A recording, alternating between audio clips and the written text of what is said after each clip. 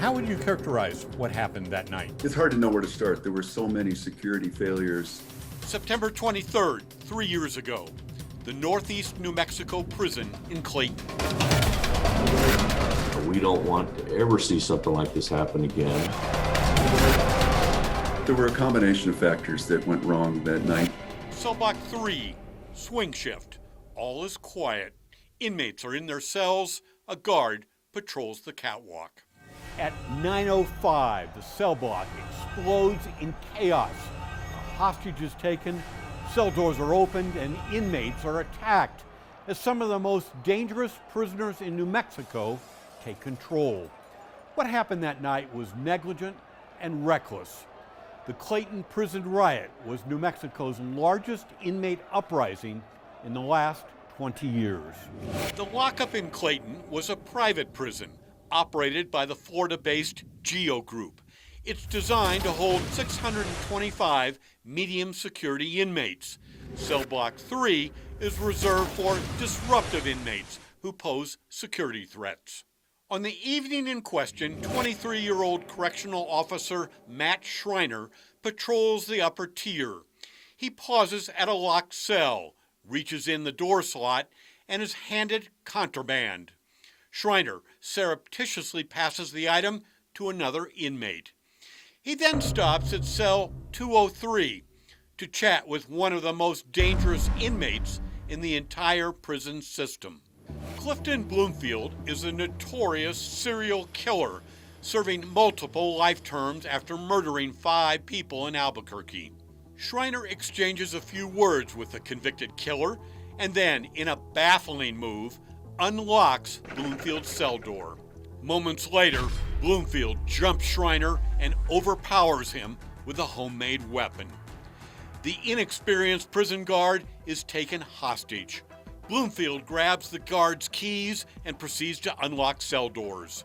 Schreiner is able to break away. He dashes down steps to the main level, retrieves his walkie-talkie, and runs for help.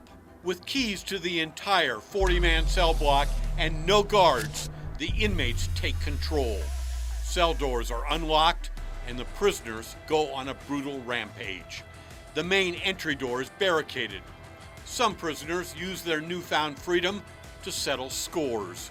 One inmate, a suspected informant, is assaulted in his cell, his throat slashed. Other inmates disable the prison's surveillance cameras. They start a fire and trash the cell block. A riot response team floods the cell block with tear gas. Gradually, the security force is able to regain control of the facility. Inmates are rounded up, handcuffed, and escorted one by one to the prison's day room. The inmate who was attacked by rioters was found unconscious in a pool of blood. Rescuers drag him out and call an ambulance. Ringleader Clifton Bloomfield was handcuffed, ushered out of the cell block, and transferred to maximum security at the State Pen in Santa Fe. Warden Mark Bowen refused public comment as the Corrections Department launched an investigation. So, what went wrong? It was a disaster. Santa Fe attorney Mark Donatelli is an expert evaluating prison operations. He led the 1980 Santa Fe prison riot defense team. There were a combination of factors that went wrong that night. The lack of staff, lack of training, lack of appropriate classification, security procedures. Consider Clifton Bloomfield. The high-profile serial killer is known throughout New Mexico's prison system as a dangerous inmate. 1 month before the riot, he attacked another prisoner, nearly strangling him to death. Instead of transferring Bloomfield to a more secure facility, he was ordered to undergo counseling for predator behavior. Just 11 days before the uprising, the warden issued a security alert. Quote, "We received a note this morning stating inmate Bloomfield wants to harm our staff. All of us know how dangerous this inmate is. Ensure that all precautions are used when dealing with this inmate." Days later, Bloomfield was let out of his cell, overpowered a guard, and orchestrated a prison riot. And then there's Matt Schreiner. On the evening of the uprising, Schreiner was the only officer on duty in cell block 3.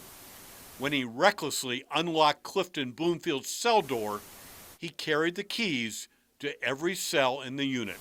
A inexperienced rookie officer with very little training was sent into the most dangerous, secure part of the facility without backup, without a radio. The officer was compromised by a prisoner who was able to take his keys away, open everybody's cell in that unit, and it led to the takeover of that unit. Schreiner later told investigators he couldn't remember why he unlocked Bloomfield's cell.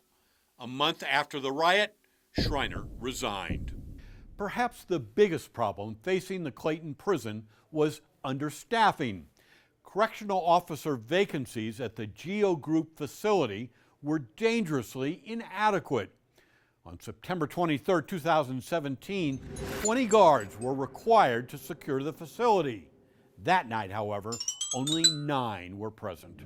Over a 2.5-year period, the private prison was penalized more than $2.7 million for failure to adequately staff the facility. There was this arrangement between the state where Geo could simply pay a fine instead of safely staffing the prison that they were commissioned to operate.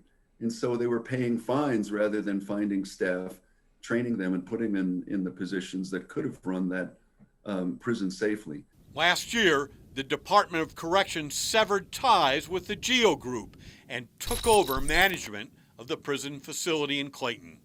Newly named Warden Tim Hatch talked about major changes in the prison operation. We have put together a plan that if this ever happened again, we would be able to defeat it quickly. If we have an inmate that we would consider threatening to staff, we would make sure that door is marked so staff know, do not open that door without at least 2 staff members, a supervisor, and a video camera. We no longer allow keys down into the housing unit. All doors are open through master control. Clifton Bloomfield is charged with multiple crimes relating to the Clayton riot, including kidnapping, conspiracy to commit murder, assault, arson, and criminal damage to property. That case is pending. Matt Schreiner was slapped with a felony charge of assisting an escape. The complaint was later dismissed by the DA. Schreiner has moved out of state and did not respond to a request for comment. An inmate injured during the uprising, Samuel Sanchez, filed a negligence lawsuit against the Geo Group and the state. That case is pending. Larry Barker, KRQE, News 13.